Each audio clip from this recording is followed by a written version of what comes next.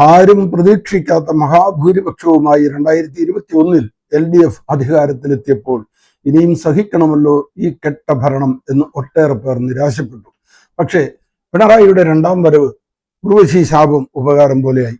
കാരണം അതൊരു പടിതിരികത്തലായിരുന്നു. ജനസേവനത്തിന്റെ എണ്ണ കൊണ്ട് ജനസ്നേഹം ആളിക്കത്തിക്കുന്നതിന് പകരം അഹങ്കാരവും ധാർഷ്ട്യവും ഏകാധിപത്യവും കൊണ്ട് വെറുപ്പ് സമ്പാദിച്ച് ആ കരിന്തിരി കത്തിയമർന്നു. ഇനി എന്നെങ്കിലും അതിലൊരു നാളം തെളിയുമെന്ന് പ്രതീക്ഷിക്കാൻ കാരണമൊന്നും ഇപ്പോൾ കാണുന്നില്ല. അന്ന് പിണറായി സഖ്യം വിചാരിച്ചത് കേരളം തീരെഴുതി കിട്ടിയെന്നായിരുന്നു. അതുകൊണ്ട് ഇനി ഒരിക്കലും അധികാരത്തിൽ വരില്ല എന്നറിഞ്ഞു തന്നെ വിജയനും കൂട്ടരും ഭരണകാലം ആഘോഷിച്ച് തകർത്തു. എന്തൊക്കെയായിരുന്നു ധൂർത്തും ആഘോഷവും! 50 ലക്ഷം മുടക്കി നീന്തൽക്കുള നവീകരണം, എയർ കണ്ടീഷൻഡ് കാലിത്തൊഴുത്ത്, Z+ കാറ്റഗറിയിലുള്ള സുരക്ഷാ ഭടന്മാരുടെ അകമ്പടി, 2 കോടിയുടെ ആഡംബര ബസ് അഖില കേരള ഉല്ലാസയാത്ര, സർക്കാരിന്റെ മഹനീയ സംഭാവനകൾ പ്രദർശിപ്പിക്കാൻ കോടികൾ മുടക്കി ഒരാഴ്ചത്തെ കേരളീയം ഉത്സവം, സകല പത്രങ്ങളുടെയും 1-ാം പേജിൽ ദിവസങ്ങളോളം സർക്കാർ നേട്ടങ്ങളുടെ പരസ്യം, പിണറായി സ്തുതികൾ കോർത്ത പാട്ടുമായി 1000 തരുണികളുടെ തിരുവാതിര എന്നിങ്ങനെ അർമാദിക്കലോട് അർമാദിക്കൽ തന്നെ. ഇയാൾക്ക് നാണമില്ലേ എന്ന് ജനങ്ങളെ കൊണ്ട് ചോദിക്കുന്ന തരം പിച്ചത്തരം. ഇതെല്ലാം ജനങ്ങളുടെ പണമാണ്, ഇങ്ങനെ ധൂർത്തടിക്കരുത് എന്നൊരു മര്യാദ പോലും അയാൾക്ക് തോന്നിയില്ല. ആരും അയാളെ ഉപദേശിച്ചുമില്ല. സത്യത്തിൽ അപകർഷത്തിന്റെ പ്രകടനങ്ങളാണ് ഈ അല്പത്തരങ്ങൾ. അതിന്റെ തെളിവ് ഈ തിരഞ്ഞെടുപ്പ് കാലത്ത് അയാൾ തന്നെ കേരളം മുഴുവൻ പ്രദർശിപ്പിച്ചു. 3-4 കോടി മുടക്കി കേരളമാകെ ഉയർത്തിയ LDF അല്ലാതെ മറ്റാരുണ്ട് എന്ന കൂറ്റൻ ഫ്ലക്സ് തന്നെയാണ് അയാളുടെ അല്പത്തരത്തിന്റെ അടയാളം. അയാളുടെ പടം മാത്രമേ അതിലുള്ളൂ. LDF എന്നാൽ പിണറായി വിജയൻ എന്നാണോ അർത്ഥമാക്കുന്നത്? അയാൾ ജനകീയനാണെങ്കിൽ ഒപ്പമുള്ള കുറെ മന്ത്രിമാരുടെയും നേതാക്കളുടെയും പടങ്ങൾ കൂടി അതിൽ ചേർക്കുമായിരുന്നു. ഞാനാണ് LDF, ഞാനാണ് പാർട്ടി, ഞാനാണ് കേരളം എന്ന കൊട്ടിഘോഷമാണ് അയാളുടെയും പാർട്ടിയുടെയും പെട്ടിക്ക് ആണിയടിച്ച് കുഴി തോണ്ടി മൂടിയത്. ചോര വീണ മണ്ണിൽ ആയിരങ്ങൾ ചോര കൊണ്ടെഴുതി വെച്ച ലാൽ സലാം എന്ന് വീറു നിറഞ്ഞ് തൊണ്ടകീരി പാടിയവരൊക്കെ വഴിയിൽ ഉപേക്ഷിക്കപ്പെട്ട അനാഥരെ പോലെയായി ഇപ്പോൾ. തിരഞ്ഞെടുക്കപ്പെട്ട ആദ്യത്തെ കമ്മ്യൂണിസ്റ്റ് മന്ത്രിസഭ എന്ന ലോക റെക്കോർഡ് കുറിച്ച കമ്മ്യൂണിസ്റ്റ് പാർട്ടിക്ക് ഇന്ത്യയിൽ ഒരിടത്തും അധികാരമില്ലാതാവുകയും കേരളത്തിൽ തറപറ്റുകയും ചെയ്തതോടെ ആടപാടലം നിലംപൊത്തി. ഇത്രയും കാലം ആഘോഷിച്ചല്ലോ, ഇനി മാന്യമായി കളം വിട്ടേക്കാമെന്ന് തീരുമാനിക്കുന്നതിന് പകരം പിണറായി ഇപ്പോൾ മത്സരിച്ചതും ജയിച്ചതും നന്നായി. വീണ്ടും തൂത്തുവാരാമെന്ന അതിമോഹത്തിലായിരുന്നു ഇക്കുറിയും കളത്തിലിറങ്ങിയത്.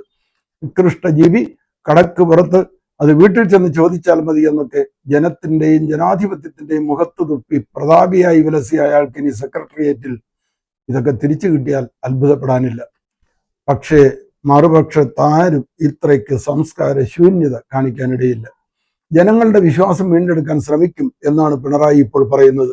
അതിനർത്ഥം ജനങ്ങളുടെ വിശ്വാസം നഷ്ടപ്പെട്ടു അഥവാ കളഞ്ഞു കുളിച്ചു എന്ന് സമ്മതിക്കുകയാണല്ലോ.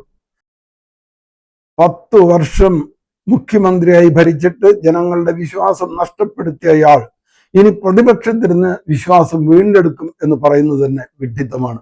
അത് അസാധ്യവുമാണ്. ഇവൻ ചത്തെങ്കിലും ചത്തിട്ടില്ല, ഇപ്പൊ തന്നെ ഉയർക്കും എന്ന് ചില അത്ഭുത ശുശ്രൂഷികൾ പറയുന്നത് പോലെ കൂടുതൽ ശക്തിയോടെ തിരിച്ചു വരുമെന്ന് അണികളെ ആശ്വസിപ്പിക്കുകയും സ്വയം ആശ്വസിക്കുകയുമാണ് നേതാക്കൾ.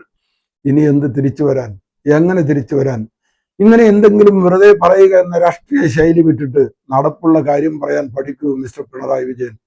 2026 തിരഞ്ഞെടുപ്പ് കഴിഞ്ഞപ്പോൾ ഇന്ത്യയിലെ 4213 MLA-മാരിൽ CPM MLA-മാർ വെറും 66 കേരളത്തിൽ 26, ബംഗാളിൽ 1, ബാക്കി തമിഴ്നാട്ടിലും ത്രിപുരയിലും. വർഷം തോറും കുറഞ്ഞു വരുന്ന ഈ പ്രതിഭാസം പെട്ടെന്നങ്ങ് പെരുകുമെന്ന് വിചാരിക്കാൻ ഒരു ന്യായവുമില്ല. തിരഞ്ഞെടുപ്പ് പരാജയത്തെ തുടർന്ന് നടന്ന ഒരു ചർച്ചയിൽ N. സ്വരാജ് ഏതാനും വിദ്യാർത്ഥികളുമായുള്ള സംവാദത്തിൽ ഒരു വിദ്യാർത്ഥി ചോദിക്കുകയാണ്, എന്തുകൊണ്ട് മാർക്സിസ്റ്റ് പാർട്ടിക്ക് ഈ പരാജയം? എന്തുകൊണ്ട് മാർക്സിസ്റ്റ് പാർട്ടി നിങ്ങൾ പറയുന്നത് പോലെ ഇത്രയും വലിയ സിദ്ധാന്തങ്ങളുള്ള ഒരു സംഭവമാണെങ്കിൽ മറ്റ് സംസ്ഥാനങ്ങളിൽ ഇത് വളരാത്തത് എന്ത് എന്ന ചോദ്യത്തിന് സ്വരാജ് പറഞ്ഞ മറുപടി അവിടെയുള്ളവർക്കൊന്നും ഈ പ്രസ്ഥാനം മനസ്സിലാക്കാൻ പറ്റിയിട്ടില്ല എന്നായിരുന്നു. എന്ന് വെച്ചാൽ ഞങ്ങൾക്കിതൊക്കെ പിടികിട്ടിയതുപോലെ മനസ്സിലാക്കാൻ കഴിവുള്ളവരല്ല മറ്റു നാട്ടുകാർ എന്നല്ലേ? ഞാൻ പറയുന്ന ഇംഗ്ലീഷ് മനസ്സിലാക്കാൻ മാത്രം ശശി തരൂരിന് ഇംഗ്ലീഷ് അറിയില്ല എന്ന് പറയുന്നത് പോലെ. ആധുനിക ലോക ചരിത്രത്തിലെ ഏറ്റവും വെറുക്കപ്പെട്ട കുറച്ച് ഭരണാധികാരികളുടെ പട്ടികയിൽ ആദ്യം വരുന്ന പേരുകൾ ഇവയാണ്: Adolf Hitler, Joseph Stalin, Mao Tse Tung, Pol Pot Cambodia. Idi Amin, Benito Mussolini Italy, Saddam Hussein, Kim Jong Un Korea. ഈ 8 പേരിൽ 4 പേരും കമ്മ്യൂണിസ്റ്റ് ഏകാധിപതികളായിരുന്നു എന്നതാണ് ശ്രദ്ധിക്കേണ്ടത്. Joseph Stalin, Mao Tse Tung, Pol Pot, Kim Jong Un ഇവർ നടത്തിയതുപോലുള്ള വംശീയ ഹത്യകൾ നടത്തിയിട്ടില്ല എന്നതൊഴിച്ചാൽ വെറുപ്പ് സമ്പാദനത്തിൽ പിണറായി വിജയനും ഏതാണ്ട് അവരുടെ നിരയിൽ തന്നെ ഉണ്ട്. അത് പാർട്ടി നേതാക്കൾ തന്നെ ഈ പരാജയ ചർച്ചയിൽ പ്രകടിപ്പിച്ചു കഴിഞ്ഞു. അധികാരമെന്നത് ജനങ്ങളോടുള്ള ഉത്തരവാദിത്വത്തിന്റെ പരീക്ഷണ വേദിയാണ് എന്ന് എല്ലാ കാലത്തും ഭരണാധികാരികൾ അറിഞ്ഞിരിക്കണം. ഭരണകാലത്ത് നടത്തിയ രാഷ്ട്രീയ പകപോക്കുകൾ, വിമത സ്വരങ്ങളോടുള്ള അസഹിഷ്ണുത, പോലീസ് സൈബർ സംവിധാനങ്ങളുടെ ദുരുപയോഗം, അഴിമതി ആരോപണങ്ങൾ, ജനങ്ങളുടെ ചോദ്യങ്ങളോടുള്ള അവഗണന ഇവയും ഈ ദുർഭരണത്തിന്റെ ഭാഗങ്ങളാണ്. LDF അല്ലാതെ മറ്റാരുണ്ട് എന്നത് ഒരു വെല്ലുവിളി പോലെയാണ് ഉയർത്തിയതെങ്കിലും വിപരീത ഫലമാണ് അത് കൊയ്തത്. LDF അല്ലാതെ മറ്റനേകരുണ്ട് എന്ന് തെളിയിച്ചു ജനങ്ങൾ. മത്തിയല്ലാതൊരു മീനുണ്ടോ എന്ന് ചോദിച്ചാൽ ഉണ്ടല്ലോ, കരിമീനും നെയ്മീനും ഉണ്ടല്ലോ എന്ന് പറയില്ലേ, അത് നാട്ടുകാർ തെളിയിച്ചു കഴിഞ്ഞു. ഐതിഹാസികമെന്ന് വിശേഷിപ്പിക്കാവുന്ന വിജയം നേടിയ UDF അധികാരം കൈയാളും മുൻപ് തന്നെ ജനങ്ങളുടെ വെറുപ്പും വിമർശനവും നേടിത്തുടങ്ങി. മുഖ്യമന്ത്രി സ്ഥാനത്തിന് വേണ്ടി ഗ്രൂപ്പുകളും തർക്കങ്ങളും തുടങ്ങിക്കഴിഞ്ഞു. തിരഞ്ഞെടുപ്പിൽ മത്സരിച്ച് വിജയിച്ച 102 പേർ ഇവിടെ ഉണ്ടായിരിക്കെ ഇവരുടെ വിജയത്തിൽ എന്തെങ്കിലും സംഭാവന നൽകിയതായി അവകാശപ്പെടാനില്ലാത്ത KC വേണുഗോപാലിനെ ഇങ്ങോട്ട് കെട്ടിയിറക്കുന്നത് ജനങ്ങളോടുള്ള വെല്ലുവിളിയും വിശ്വാസ വഞ്ചനയുമാണ്. ആലപ്പുഴ പാർലമെന്റ് മണ്ഡലത്തിൽ നിന്ന് അയാളെ MP ആയി തിരഞ്ഞെടുത്ത് വിട്ടത് ആലപ്പുഴക്കാരെയും കേരളത്തെയും പ്രതിനിധാനം ചെയ്യാനാണ്. കാലാവധി പൂർത്തിയാക്കും വരെ, അഥവാ കാലം ചെയ്യുന്നത് വരെ ആ ദൗത്യത്തിൽ തുടരേണ്ടതാണ്. ഞാനിപ്പോൾ ഏറ്റെടുക്കാൻ പോകുന്ന പദവിയിലെ കർത്തവ്യങ്ങൾ വിശ്വസ്തയോടെ നിർവഹിക്കുമെന്ന് സത്യപ്രതിജ്ഞ ചെയ്തതല്ലേ? എന്താണ് ആ ദൗത്യം? അടുത്ത 5 കൊല്ലം നിങ്ങളുടെ പ്രതിനിധി ആയിരിക്കുമെന്നല്ലേ? അത് പറഞ്ഞല്ലേ വോട്ട് ചോദിച്ചത്? അത് നിർവഹിക്കുക എന്നതാണ് ഒന്നാമത്തെ ദൗത്യം. അത് നിർവഹിക്കാതെ MP സ്ഥാനം രാജിവെച്ച് MLA ആകാനും മന്ത്രിയാകാനും മത്സരിക്കുന്നത് ജനത്തോട് ചെയ്യുന്ന വഞ്ചനയാണ്. അതിന്റെ പേരിൽ 2 തിരഞ്ഞെടുപ്പ് ജനത്തിന്റെ പണം കൊണ്ട് നടക്കേണ്ടതാണ്. അയാളുടെ അധികാര കൊതിക്ക് ജനമെന്തിന് ചെലവ് ചെയ്യണം, എന്തിനു കഷ്ടപ്പെടണം? ഇതെന്താ കേരളത്തിന്റെ മുഖ്യമന്ത്രി ആയേക്കാമെന്ന് നേർച്ചയോ ആകുമെന്ന് പ്രതിജ്ഞയോ എടുത്തിട്ടുണ്ടോ KC വേണുഗോപാൽ?